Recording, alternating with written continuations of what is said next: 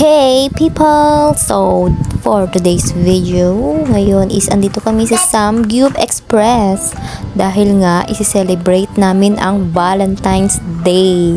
So, magdi-date kami dito ngayon with my unika iya and uniko iho na si Queen and Liro.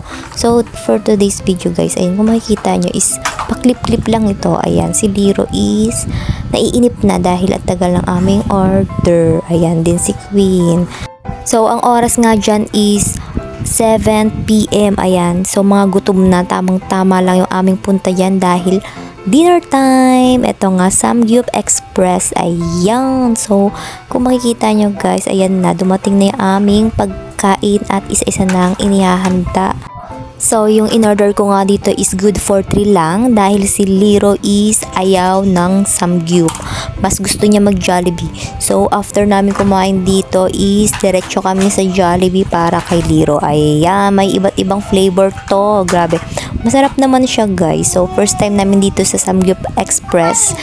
Tinry lang namin dito kasi sa iba kami kumakain pero okay naman siya and complete naman yung kanilang mga side dish.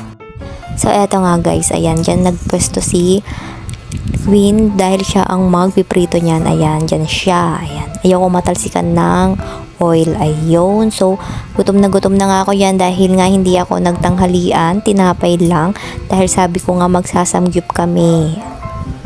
So, eto na at magluluto na kami. Sabi ko, bilisan nyo at ako'y nagugutom na. Dahil tinapay lang kinain ko kaninang tanghalian dahil nga sabi ko kami nga ay magsasamgyupsal para maraming makain dahil unlimited nga, are.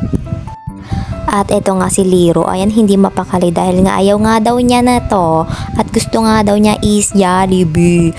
So, ayaw nga kumain ni Liro dyan ng pork. So, kahit sinusubuan ko siya, ayaw niya talaga dahil gusto nga daw niya is french fries lang at saka hamburger. So, ayan siya, hindi siya mapakali. Tayo-tayo lang siya. Pinagmamadali niya na kami dyan. Sabi niya, bilisan na namin. O, tumatawag na siya sa Jollibee. At ito na nga, nasa Jollibee na kami. Natapos na kami doon sa Samgyupsal dahil nagmamadali na nga si Liro. Ayan. At ang haba ng tao, ha? Ang haba ng tao. Ang haba ng pila. Ayan.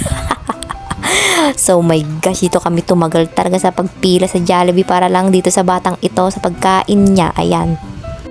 As expected guys, syempre Valentine's, marami talagang tao, marami nag-date, maraming gustong kumain sa labas. Mahaba ang pila, inabot din kami dito ng 30 minutes pero okay lang dahil para dito nga kay Liro yung pagkain dahil ayaw niya sa Samgyupsal. So eto nga guys, nakuha na namin yung aming order, so pauwi na kami. We decide na sa bahay na lang kainin ni Liro yung pagkain niya. And then ayan, so may traffic, ayan, matraffic pa guys. Ang bagal namin dyan. So eto na nga, andito na kami sa bahay at nagsimula na si Lirong magdaro-laro. Nilaro pa niya yung mga pagkain niya habang nanonood ng Talking Tom. So, bye guys. Hope you like this video.